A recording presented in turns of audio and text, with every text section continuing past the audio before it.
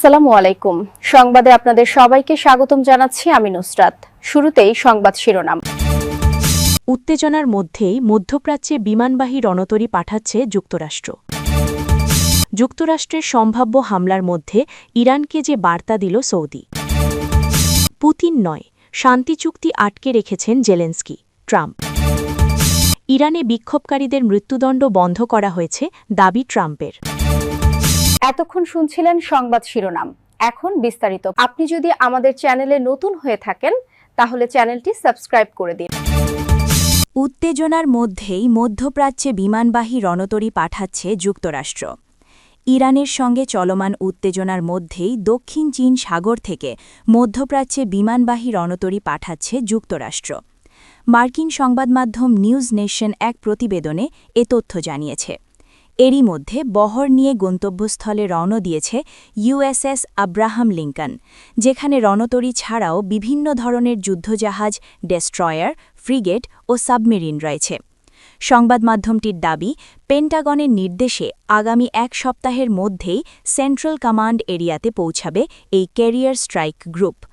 মধ্যপ্রাচ্য সহ উত্তর পূর্ব আফ্রিকা, মধ্য ও দক্ষিণ এশিয়ার মোট ২১টি দেশ নিয়ে গঠিত যুক্তরাষ্ট্রের সেন্ট্রাল কমান্ডের ভৌগোলিক অবস্থান।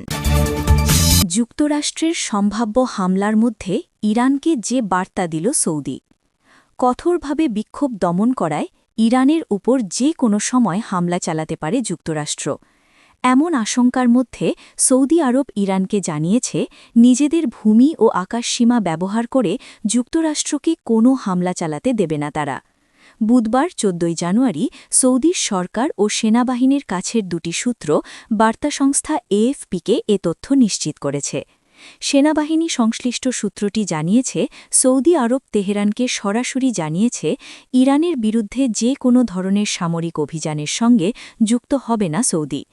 একই সঙ্গে এক্ষেত্রে সৌদির আকাশসীমা এবং ভূমিও ব্যবহার করা হবে না।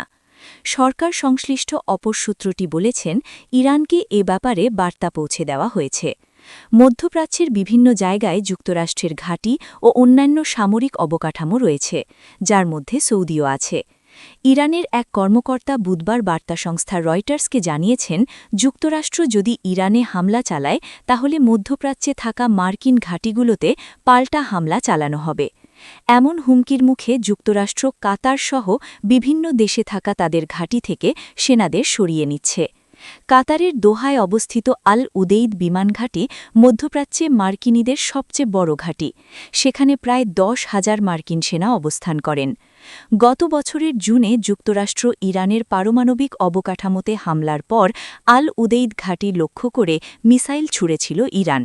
যদিও এটি ছিল সীমিত হামলা।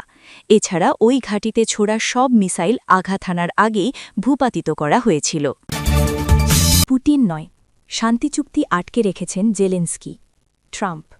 মার্কিন প্রেসিডেন্ট ডোনাল্ড ট্রাম্প বলেছেন, রাশিয়া নয়, সম্ভাব্য শান্তি চুক্তি আটকে রেখেছে ইউক্রেন। বুধবার ১৪ জানুয়ারি ওভাল অফিসে ব্রিটিশ সংবাদ সংস্থা রয়টার্সকে দেওয়া এক বিশেষ সাক্ষাৎকারে তিনি একথা বলেন। মার্কিন প্রেসিডেন্ট মনে করেন, রাশিয়া প্রেসিডেন্ট ভ্লাদিমির পুতিন তার প্রায় ৪ বছরের ইউক্রেন আক্রমণ শেষ করার জন্য প্রস্তুত, কিন্তু ইউক্রেনের প্রেসিডেন্ট ভলোদিমির জেলেনস্কি কম প্রস্তুত। ট্রাম্প বলেন, আমার মনে হয় পুতিন একটি চুক্তি করতে প্রস্তুত। আমার মনে হয় ইউক্রেন একটি চুক্তি করতে কম প্রস্তুত। দ্বিতীয় বিশ্বযুদ্ধের পর ইউরোপের এই বৃহত্তম সংঘাত কেন মার্কিন নেতৃত্বাধীন আলোচনার মাধ্যমে সমাধান হয়নি, এমন প্রশ্নের জবাবে ট্রাম্প বলেন, জেলেনস্কি। ট্রাম্পের এই মন্তব্য জেলেনস্কির প্রতি তার অসন্তোষের ইঙ্গিত দেয়। ট্রাম্পকে মাঝে মাঝে মার্কিন মিত্রদের চেয়ে পুতিনের কথায় বেশি বিশ্বাস করতে দেখা গেছে, যা ইউক্রেন, ইউরোপীয় রাজধানী এবং মার্কিন আইন প্রণেতাদের হতাশ করেছে। রয়টার্স গত ডিসেম্বরে এক প্রতিবেদনে জানিয়েছিল যে মার্কিন গোয়েন্দা সংস্থাগুলো ক্রমাগত সতর্ক করে আসছে, পুতিন পুরো ইউক্রেন দখল এবং সাবেক সোভিয়েত সাম্রাজ্যের অন্তর্ভুক্ত ইউরোপের অংশগুলো পুনরুদ্ধারের লক্ষ্য এখনও ত্যাগ করেননি। তবে ন্যাশনাল ইন্টেলিজেন্সের ডিরেক্টর তুলসী গ্যাবার্ড সেই সময়ে ওই প্রতিবেদনটি অস্বীকার করেছিলেন। ইরানে বিক্ষোভকারীদের মৃত্যুদণ্ড বন্ধ করা হয়েছে, দাবি ট্রাম্পের। যুক্তরাষ্ট্রের সতর্কবার্তা আমলে নিয়ে বিক্ষোভকারীদের হত্যা কিংবা মৃত্যুদণ্ড কার্যকর করা বন্ধ করেছে ইরানের সরকারি প্রশাসন, এমনটাই দাবি করেছেন মার্কিন প্রেসিডেন্ট ডোনাল্ড ট্রাম্প। বুধবার ওয়াশিংটনে যুক্তরাষ্ট্রের প্রেসিডেন্টের সরকারি বাসভবন ও দপ্তর হোয়াইট হাউসে সাংবাদিকদের সঙ্গে মতবিনিময়কালে ডোনাল্ড ট্রাম্প বলেন, আমরা জানতে পেরেছি যে ইরানে বিক্ষোভকারীদের হত্যা করা বন্ধ হয়েছে এবং আটক কিংবা গ্রেপ্তার কারোর মৃত্যুদণ্ড কার্যকরের পরিকল্পনাও স্থগিত রেখেছে ইরান। আমরা নির্ভরযোগ্য কর্তৃপক্ষ থেকে এই তথ্যের নিশ্চয়তা পেয়েছি।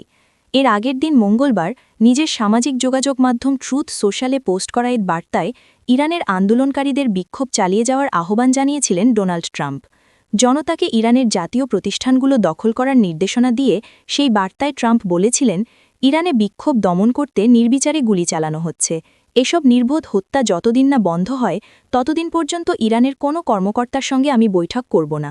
ইরানের বিক্ষোভকারীদের জন্য সহযোগিতা আসছে। ইরানকে আবার মহান করে তুলুন। MIGA, make Iran great again. পরে একই দিন মার্কিন সংবাদমাধ্যম সিবিএসকে দেওয়া এক সাক্ষাৎকারে ট্রাম্প বলেছিলেন, ইরানে বিক্ষোভের শুরু থেকে এই পর্যন্ত কতজন নিহত হয়েছেন সে সম্পর্কিত নির্ভরযোগ্য কোনো তথ্য এখনও পায়নি মার্কিন প্রশাসন। তবে নিহতদের সংখ্যা যে অনেক উচ্চ এ ব্যাপারে তিনি এবং তার নেতৃত্বাধীন সরকারের কর্মকর্তারা ওয়াকিবহল। উল্লেখ্য, গত 2 সপ্তাহ ধরে ব্যাপক আকারে সরকারবিরোধী আন্দোলন চলছে ইরানে। দিন যত গড়াচ্ছে আন্দোলনের মাত্রাও তত তীব্র হচ্ছে। এই আন্দোলন বিক্ষোভের শুরু দেশটির অর্থনৈতিক দুরবস্থা থেকে। বছরের পর বছর ধরে অবমূল্যায়নের জেরে ইরানের মুদ্রা ইরানি রিয়েল বিশ্বের সবচেয়ে দুর্বল মুদ্রা। বর্তমানে ডলারের বিপরীতে ইরানি রিয়েলের মান 9,94,055, অর্থাৎ ইরানে এখন $1 বিপরীতে পাওয়া যাচ্ছে 9,94,055 ইরানি রিয়েল। জাতীয় মুদ্রার এই দুরবস্থার ফলে দীর্ঘদিন ধরে ভয়াবহ মূল্যস্ফীতি চলছে ইরানে।